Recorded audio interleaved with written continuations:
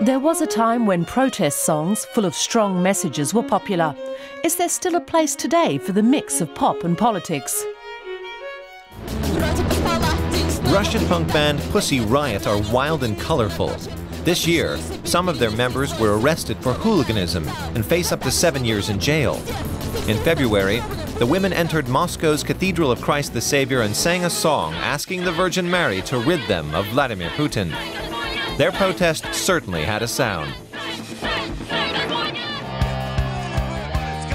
Not just Russia, but countries around the world.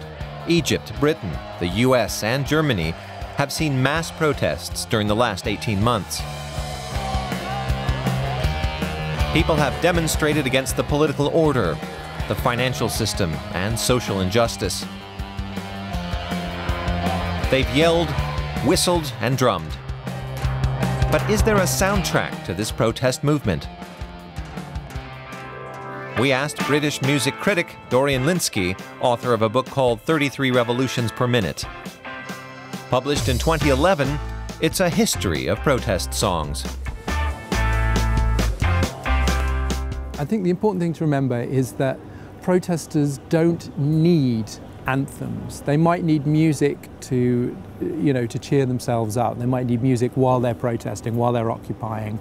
And if songs come through, then it's great that they're embraced.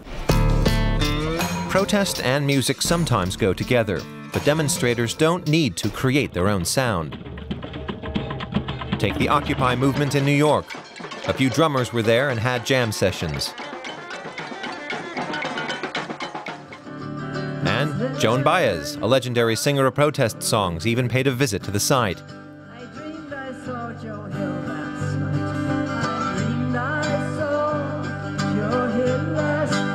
But not even she could resurrect the protest song.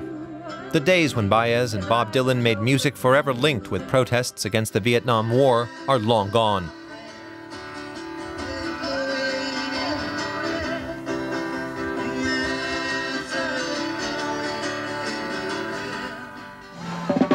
Reggae musician Bob Marley, one of the leaders of the Rastafari movement, died 3 decades ago. The hip-hoppers from Public Enemy, who fought for the rights of African Americans, had their biggest hits in the late 1980s. And Green Day's anthem American Idiot fueled anger at then U.S. President George W. Bush. These songs worked because they targeted a specific enemy. To try and wrestle the Arab Spring, the economic crisis, Occupy, into songs which don't simplify and let down or condescend to their subject is very, very difficult. The battle lines are not drawn in the same way that they were if you wanted to write a song against apartheid, against nuclear war. These were very clear topics. Protest songs only work when the enemy is clearly defined. That's usually the case with totalitarian regimes. Take the protests that took place at Tahrir Square in Cairo last year. Egyptian songwriter Rami Essam sang Irhal there, which means get out in Arabic. Unfortunately, few people in the West understood his message. So when you're looking at the songs of the Arab Spring, they want to be for the people on the street, in the protests. They want to be for the people, the friends and neighbours of the musicians. And I think any attempt for them to broaden that out, to make it a kind of global resistance anthem, would let it down, would dilute it. So a protest song can't, and even shouldn't, go global. In London, we met with Hitchkas, Iran's best-known rapper. He introduced Farsi to hip-hop, itself a form of protest in a country where most Western-style music is banned.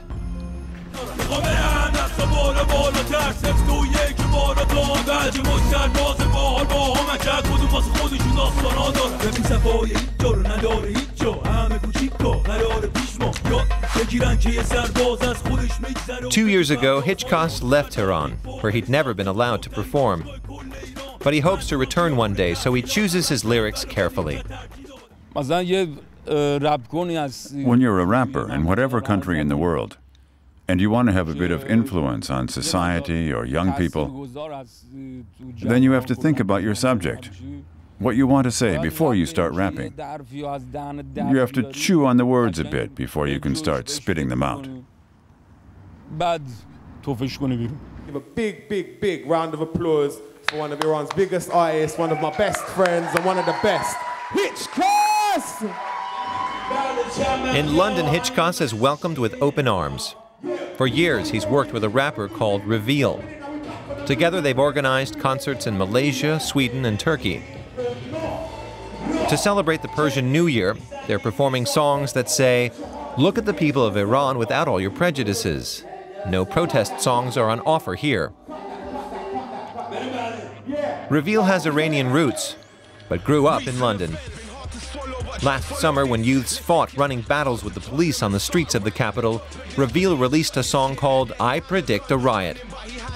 I felt proud to be part of the hip-hop community from the UK because the majority of the songs that came out were telling the kids that you're just doing what the police want you to do and you're just playing into their hands, so try to calm down and try to fall back. So I thought it was actually a positive response. It wasn't trying to incite anything bad. It seems performers can still influence events through their music. But sometimes a song written long after an event can pack a greater punch than one penned during the protests, like "Ill Manners" by Plan B.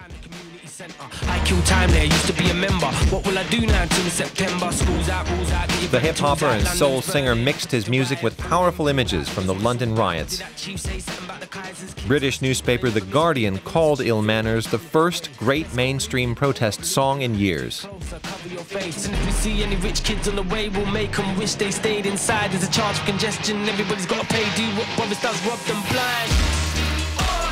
What I tend to like about protest songs is their ability to contain contradictions and to deal with ambiguity and to reflect that in the form as well as the lyrics. And so you listen to "Ill Manners" and it's very complicated. It's not just addressing certain liberal talking points. It doesn't have one particular diagnosis for what happened with the riots, what is happening with, British economy, what is happening in the British class system. These things come very, very thick and fast. When Linsky finished writing his book in 2010, he never imagined the wave of protests that would spread around the globe in the following year. He thought he'd written a eulogy for the protest song, as politics and pop music no longer seemed compatible. It's harder to find those #1 singles, those big crossover albums where politics is considered something that people would generally be interested in. It's much more on the fringes, but that's not entirely the case. There are exceptions like Plan B's new single, but generally there's been a fading out of protest music from the mainstream, but it still exists on the underground, on the fringes, in specific genres. Few protest songs now have mainstream appeal.